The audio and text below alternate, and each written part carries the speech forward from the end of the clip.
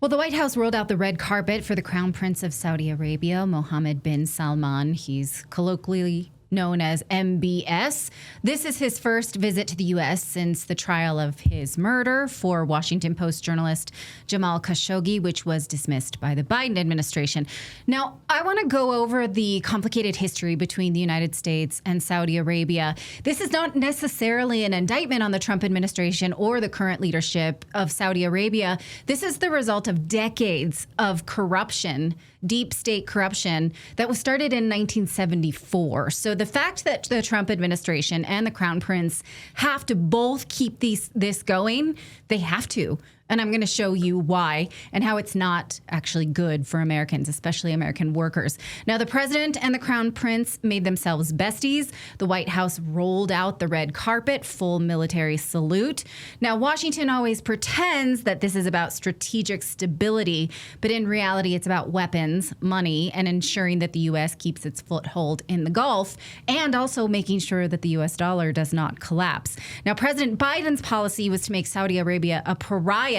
That was never going to be possible. The United States used Saudi Arabia to establish the petrodollar in the 1970s and sold Saudi Arabia Treasury securities outside of the normal auction. Now, David Spiro's great book is a great way to find out this backstory. He used reporting from leaked documents and interviews. He pointed out how in 1974, the U.S. made a backdoor deal with Saudi Arabia to make sure that the U.S. would, in fact, be the world's global currency. That deal wasn't just unusual, it was secret. Saudi Arabia was allowed to buy U.S. debt on private terms and shielded from other allies because the U.S. needed someone to anchor the dollar after Nixon had basically killed it by killing the gold standard in 1971. Now, without Saudi buying treasuries and pricing oil in dollars, the dollar may not have survived the 1970s inflation crisis. But because the United States dollar is the global currency due to the petrodollar, that's why we have a $38 trillion debt, because we can just keep borrowing on this premise. So now you see why this relationship is so important to the United States. Also, Saudi does still have quite a bit of those U.S. treasuries. Take a look. They, as of the end of last year, still had about $144 billion. In sum, the U.S.-Saudi business arrangement runs long and deep. These holdings are not just symbolic. They stabilize the Saudi riyal, too. Both countries need each other. Saudi Arabia's currency is pegged to the U.S. dollar, so they must hold their treasuries to defend their own economy. That's why that idea of breaking up with Saudi Arabia was always theater. Saudi Arabia has always been the pillar of U.S. hegemony. That hegemony runs both ways. Every president, either Democrat or Republican, ultimately bends the knee because they cannot afford to collapse the petrodollar, because that would cause a total collapse and show the world that the U.S. dollar is insolvent. So what does this relationship look like today, knowing this? So now you can't say, oh, Trump wants to do this, he wants this, right? It's not about what Trump might personally want. This is why President Biden, even though he wanted to talk tough about Saudi Arabia, human rights, blah, blah, blah, gay rights, he couldn't. It was not possible. So what does that look like today? Well, the two leaders announced a $600 billion investment in U.S. infrastructure and U.S. business. Watch. Mr. President, today and tomorrow we're going to announce that we are going to increase that $600 billion to almost $1 trillion of investment, real investment and real opportunity by details in many areas. And the agreement that we are signing today in many areas, in technology, in AI, in earth materials, magnet, etc., that will create a lot of investment opportunities. So you are doing that now. You're saying to me now that the $600 billion will be $1 trillion. Definitely, because what we are signing, it will facilitate that, and we I like will that build very on much. Go ahead. He works hard. No, that's great. I appreciate that. That's great. We're doing numbers that nobody's ever done. And in all fairness, if you didn't see potential in the U.S., you wouldn't be doing that. Definitely. You don't want to lose money. As you said, Mr. President, it's the most hottest country. If we could stop there. It's planet. interesting. He's saying the U.S. has so much potential and talent when he told Fox News that we don't. But again, he's trying to push that Saudi will make this investment inside the United States. And we're going to talk more about how that pays back the American worker in a second. So what if those who were once called conspiracy theorists turned out to be right once again? A new study by the Korean doctors claimed that COVID vaccines raised the risk of 6 cancers, including lung, breast, and prostate. Researchers analyzed health records for more than 8.4 million adults between 2021 and 2023, and their findings were published in Biomarker Research, a respected scientific journal. Critics, of course, dismissed it, but the data raises concerns that the spike protein exposure may be tied to long-term health risks. Friend of the show, Dr. Peter McCullough, has been aware of this since 2020, which is why he collaborated with the wellness company to create the Ultimate Spike Detox. Yes, designed to help your body clear out those spike proteins, reduce inflammation, and support heart health with natural ingredients like nattokinase, dandelion root, and bromelain. And it's your daily proactive defense from a man-made virus. So don't wait until symptoms strike or something unexpected happens. Experience the only formula approved and used by Dr. Peter McCullough, one of the top doctors who risked it all. So head over right now to twc.health/redacted and use that code redacted to get 10% off plus free shipping. Again, that's twc.health/redacted. Use the code redacted to get 10% off. Get back to that pre-COVID feeling. Now, he also did scold the press for asking about the death of Jamal Khashoggi, the Washington Post reporter. Now, you'll remember the Biden administration had no choice but to dismiss that case because MBS had been crowned the crown prince, and there are laws about prosecuting a sovereign. Here, President Trump is saying, look, we don't want to talk about that, basically. Yes, that guy died a horrible death. That's not why we're here. Watch. He's done a phenomenal job. You're mentioning somebody that was extremely controversial. A lot of people didn't like that gentleman that you're talking about. Whether you like him or didn't like him, things happen. But he knew nothing about it, and we can leave it at that. You don't have to embarrass our guest by asking a question like that. It's just you ask, Mr. President, if you allow me to answer. I feel painful about, Okay, it would seem very unlikely that the crown prince, if he did not have a direct hand in it, he would know who did. President Trump is, in fact, right that the Khashoggis are a suspicious family. Did you know they are tied to Jeffrey Epstein? His uncle, Adnan Khashoggi, was one of the world's most infamous arm brokers and one of the financiers behind Jeffrey Epstein's early rise. And in fact, Epstein did try to broker deals involving Saudi nuclear programs, but there is no evidence that Jamal Khashoggi had anything to do with that. There is evidence that he died a painful death by way of a bone saw. But Trump is saying it's rude to ask what he knows about it. Okay, again, this is more evidence of deep state actors than anything else. This Khashoggi, Epstein, Saudi, deep state deals, the petrodollar. You can see where I'm going with this, right? None of this has to do with the American worker, but we are having to observe it. What else does Saudi Arabia want from the U.S.? A military alliance. They have long sought a formal defense guarantee from the U.S., much like the one that President Trump recently inked with the government of Qatar, although much good it did them, because not long after that ink dried, Israel went and bombed Qatar.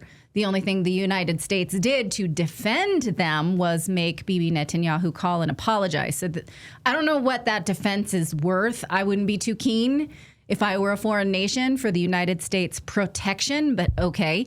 Now, when you ask the U.S. State Department, why do the Saudis want U.S. protection when we have not been able to protect anyone from Israel? Our guarantees are worth not very much. We go to war based on lies in the Middle East. Why would Saudi want that? They see it. They're not stupid. Why would they want that? They say, well, the Saudis are afraid of Iran getting a nuclear weapon, which makes no sense because, take a look, their neighbor to the north, Israel, has a nuclear weapon. They know this. They should be more afraid of that than the possibility of Iran getting a nuclear weapon, which that has never been proven. Okay, the State Department would say, well, that's because Iran seeks regime change in Saudi Arabia. Again, there's not been proof of that. The American line, the State Department would say, well, Saudi Arabia thinks that Iran will invade them eventually, and they're worried about that.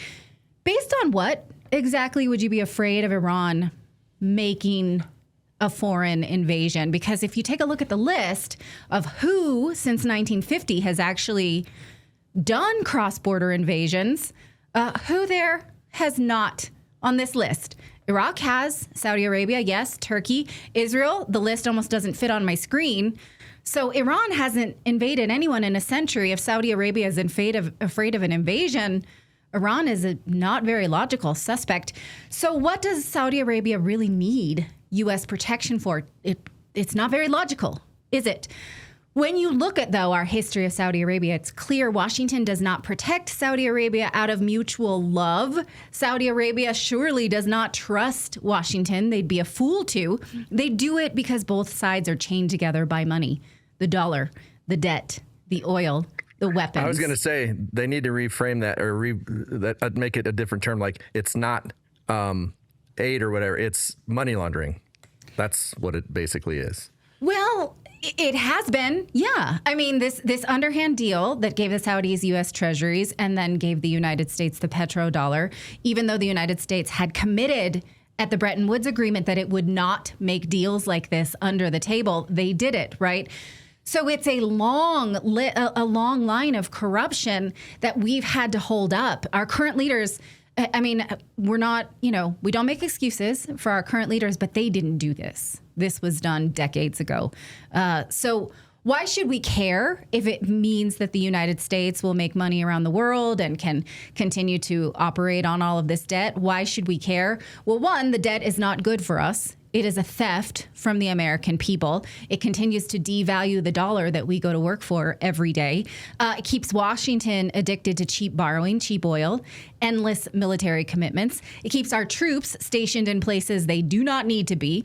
So when President Trump brags that, we have this $600 billion investment, it's so good for us, it's not really true because those investments only exist inside a system that lets Washington continue to pile up the debt. So we can make this one transactional investment, but we are always tied to the debt based on the petrodollar.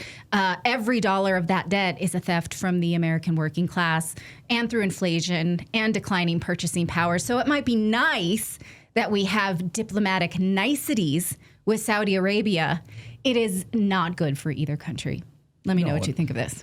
No, you're right. And it hasn't been since the 1970s. And Aramco, like with the oil deals, you have these $1 trillion in oil monies that flowing back to U.S. treasuries, as you point out. But how long is that sustainable when the value of the U.S. dollar continues to plummet? What President Trump in the past few weeks has talked about, yes, I don't really want a strong U.S. dollar. The reason he doesn't want a strong U.S. dollar is particularly for these reasons. Yeah. Right. By having the U.S. dollar be weak, he's like, it's good for America have the weak U.S. dollar. Right. So, I mean, when I watch something like this, it makes me incredibly sad. I'm not pumped up on the personality of it. We can't do business with Saudi Arabia, their human rights record or something. President Trump specifically said in his address in the Middle East this summer, we don't tell people how to be anymore. We're not going to do that. I hope that he meant it, right? So this is not what that is. This is something completely different. And again, it will continue to erode the U.S. dollar. And that's what makes me incredibly sad about it. And both sides have to play along with this game. I mean, I'm not an economist, so I don't know what you would do to break this perversion. I would love to hear from somebody who would. Break what part? Break this relationship where they're buying U.S. treasuries in this exclusive oil deal with the United States? To just sort of break our allegiance to the Saudi Riyadh. Yeah. I mean, they make it so that both countries can be economically independent without devaluing their currency. It's bad for both continents.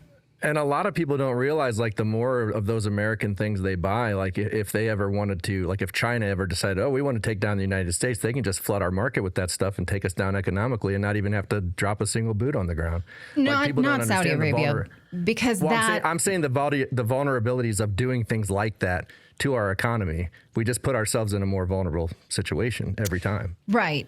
I mean, the amount of their treasuries is less than 1% of U.S. treasuries, so it wouldn't it would be a diplomatic move.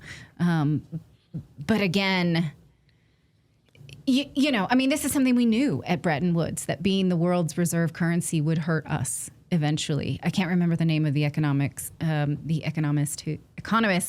who warned about this.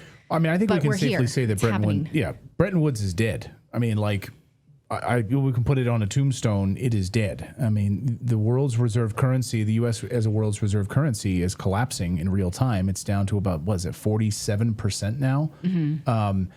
So like the longevity of Bretton Woods is written on the tombstones at this point. And maybe one way to save it is with the stablecoin strategy, the scheme that they're sort of planning right now with converting the U.S. dollar to a stable coin. So you back your crypto with U.S. dollars, and it's a 1-for-1 with U.S. dollars, no longer tied to the petrodollar. It's no longer tied to oil. I don't know. I mean, this is like a Hail Mary moment, though, for President Trump. And I think Scott Bensent, though, is saying now we're going to try to come out and go after this $38 trillion in debt. Oh, now you're going to start going after the $38 trillion in debt? Yeah, I mean... Good luck. Okay. So hopefully that helps to inform your coverage of this, because this is not what the mainstream media is only interested in the way that Trump personally is making friends with MBS. I'm less interested in that. I mean, obviously I do want justice for Jamal Khashoggi. His death, the stories of his death are harrowing. But again, what we need to know about how this affects us right now is, I think, a little bit more pressing. And the media just doesn't care. They only care about the Kardashian nature of it, and I think that's a miss.